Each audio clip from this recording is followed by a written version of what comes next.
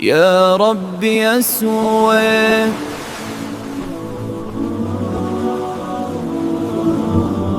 Hi, this is Nightly Haven in the Light. I'm your host, Nikki, and if you're someone who loves stories of faith, history, courage, and the quiet strength of people who stood firm when the world demanded they fail, you're in the right place. Tonight's story isn't ancient, and I'm not gonna lie, it isn't easy either. It didn't happen centuries ago in the Roman Empire. It didn't happen during medieval persecutions. It happened in our lifetime, in 2015 to be exact. 21 men stood on a lonely shoreline along the Mediterranean Sea. They were not soldiers, they were not pastors, they were not famous leaders.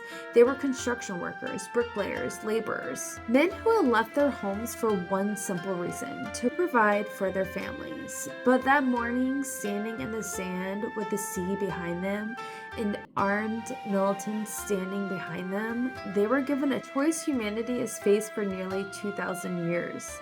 Deny Jesus Christ and live, or remain faithful and lose their lives. One by one, every single man made the same decision, and what happened on that beach would become one of the most powerful modern testimonies of faith the world has ever seen.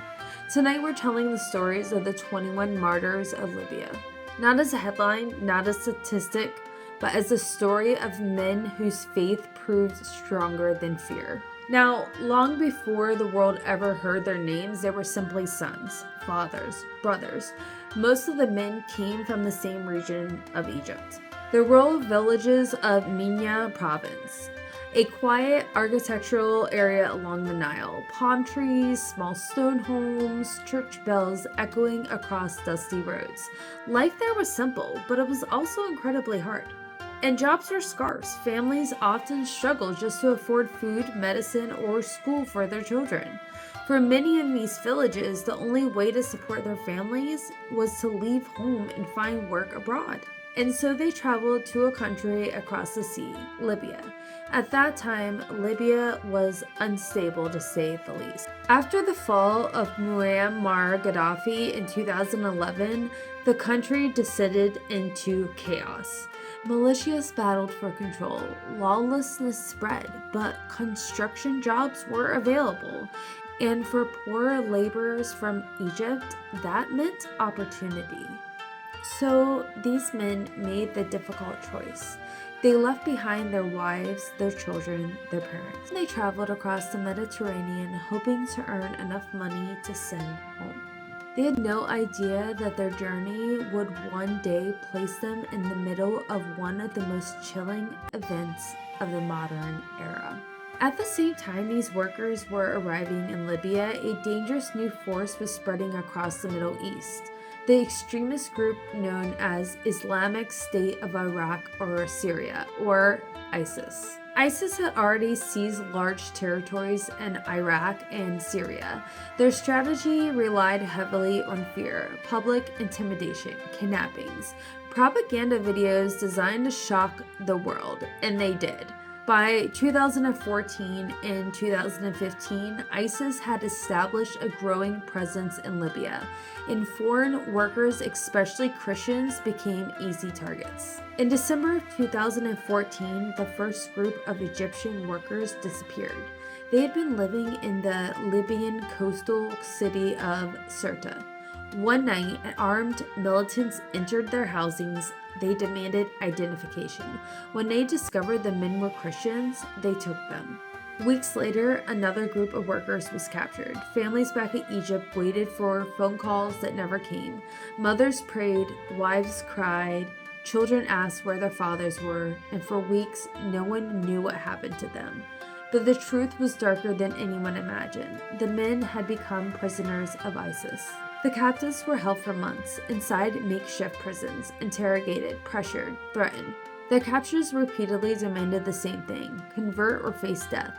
But these men were not strangers to faith. They belonged to the ancient tradition known as Coptic Orthodox Church, one of the oldest Christian communities in the world. The Coptic Church traces its roots back to the earliest centuries of Christianity. Through Roman persecution, Islamic rule, and centuries of hardship, Coptic Christians have held tightly to their faith, and these men were no different. Despite the threats, despite pressure, they refused to abandon Christ. On February 15, 2015, ISIS released a video.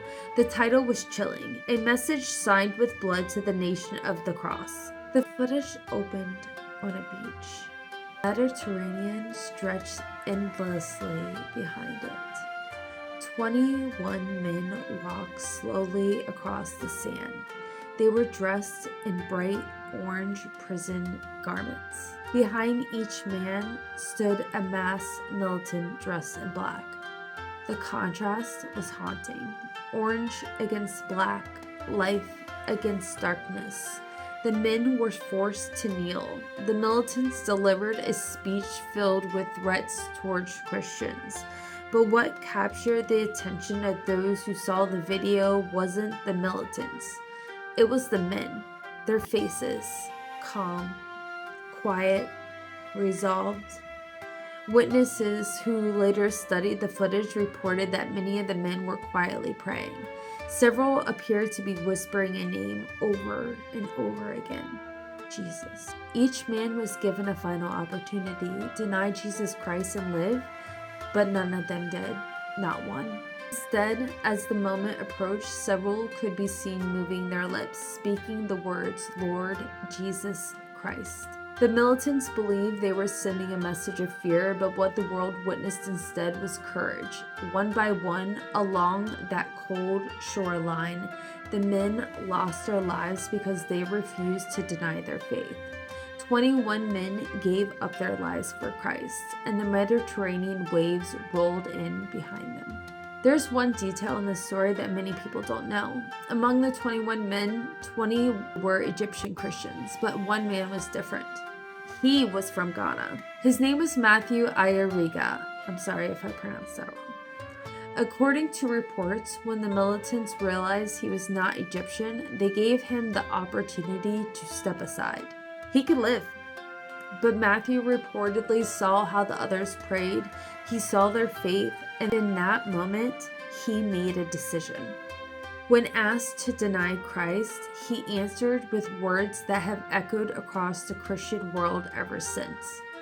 Their God is my God, and he chose to stand with them.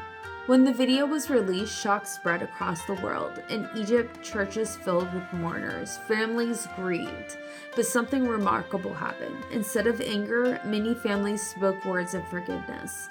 One mother whose son was among the martyrs appeared on television. Through tears, she said she was proud that her son had remained faithful, proud that they had spoken the name of Christ until the end.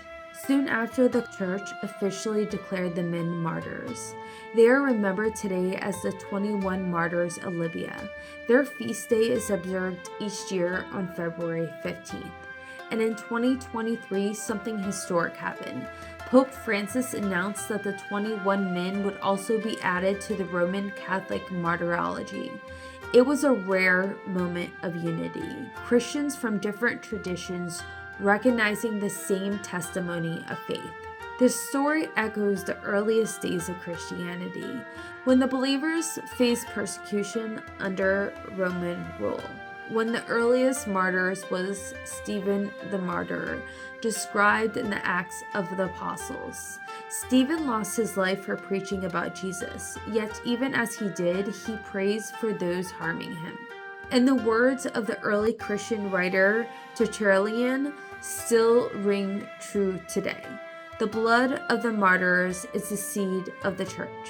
The militants believed they were spreading fear, but history remembers something very different. It remembers 21 men who refused to abandon Christ. 21 men who faced death with prayer on their lips, and 21 men whose courage continued to inspire believers across the world. The story asks a question every believer must answer someday. What is our faith worth? And for those men, it was worth everything. On that lonely Libyan shore, their testimony was sealed not just with words, but with unshakable faith. Thank you for joining me tonight on Nightly Haven in the Light. If this story moved you, share it, because stories of courage and faith like this deserve to be remembered. And sometimes the brightest light shines through the darkest moments. Good night.